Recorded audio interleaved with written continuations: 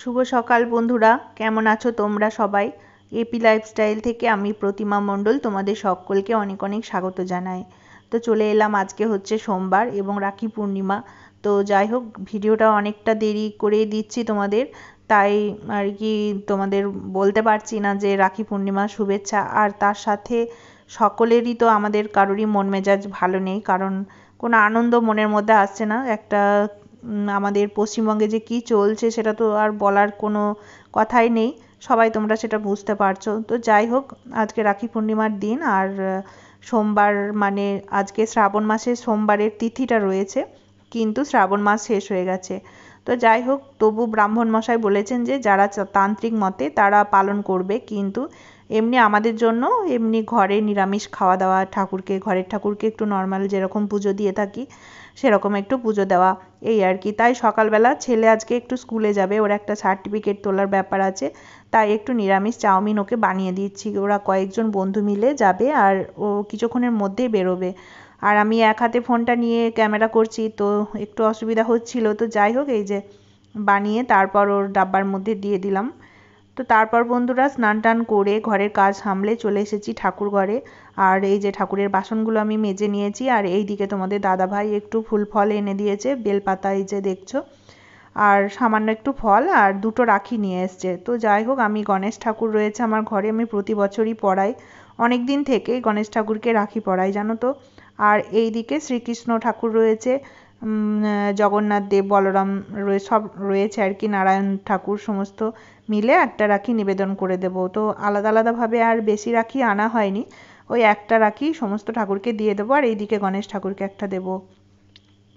তো এই যে আমার দেখছো পুজো প্রায় সবই হয়ে গেছে, তো এখন আমি যেভাবে করে থাকি সেভাবেই করি। তো তোমাদের সেরকমভাবে বেশি বেশি দেখালাম না, কারণ তোমরা তো জানো একইভাবেই আমি পুজো করে থাকি। তো এখন শুধু আমার আরতিটা করা বাকি রয়েছে বন্ধুরা। তো যাই হোক, খুব ছোট্ট ভিডিও, আশা করি তোমরা স্কিপ না করে দেখবে, তবে যে যতটুকু দেখছো ততটাই আমার জন্য অনেক বড় পাওয়া। খুব বেশি কিছু আমি আশা করি না, যদি কোনোদিন আমি একটু বড় ভিডিও দিয়েও থাকি, তো তোমাদের যদি মিনিমাম 3-4 মিনিটও সময় দিয়ে ভিডিওটা দেখো, সেটা আমার জন্য অনেক বড় পাওয়া। যদি কারোর সময় না থাকে, বা যদি কারোর হয়ে ওঠে না, অনেক সংসারের কাজ থাকে, আমি কাউকে কোনোদিন আজ পর্যন্ত জোর করি না যে আমার ভিডিওটা কেউ সবটা বসে বসে দেখো, বা আমি তোমাদের এমনিই বলি আমি তো চাইবো আমার ভিডিও সবাই দেখুক, কিন্তু আমি জোর করতে পারি না, কারণ সবার নিজস্ব একটা ব্যক্তিগত ব্যাপার আছে, তাই না? তাই আমি বলি যে মিনিমাম অন্তত 3-4 মিনিট কি 5 মিনিট হলে, যদি তোমাদের সময় অসুবিধা না হয়, তাহলে একটু ভিডিওটা দেখে যেও, তাহলে সামান্য কিছুটা ওয়াচ টাইমটা আমার বাড়বে। তবে দু একজন এমন বন্ধু আছে বন্ধুরা, তাদেরকে বারবার আমি বলি, আর বারবার কিন্তু কি করছে, ভিডিওতে আসছে, এসে লাইক না দিয়ে চলে যাচ্ছে।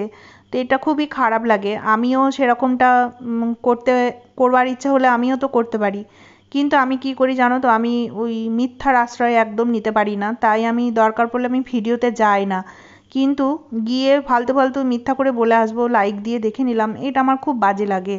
তো আমার যখন মনটা খারাপ হয় ওরকমভাবে, আমি তো বুঝতে পারি লাইক কে দিচ্ছে কে দিচ্ছে না, তখন কি হয়, আমি তার ভিডিওতে যাই না। কিন্তু আমি কোনোদিন মিথ্যার আশ্রয় নিতে পারি না, আর এখন হচ্ছে এমনই সমস্যা, মিথ্যার প্রতিবাদ করতে গেলেই মানুষ হিসাবে খারাপ হয়ে যাব সবার কাছে। তাই আর কি ছেলে সব সময় বলে থাকে যে মা তোমার দ্বারাই ইউটিউব করা হবে না, তুমি ইউটিউব করা ছেড়ে দাও। তো যাই হোক, তবুও একটা নেশাতে পড়ে গেছি। তাই বন্ধুরা, তোমাদের শুধু একটাই কথা বলবো, যদি তোমরা আসো, না আসলে না আসো, তোমাদের ব্যক্তিগত ব্যাপার, যদি তোমরা আসো অন্ততপক্ষে একটা লাইক দিয়ে 2-3 মিনিট কি 4 মিনিট 5 মিনিট যার যতটুকু হবে ততটুকু সময় দিয়ে একটু ভিডিওটা দেখো।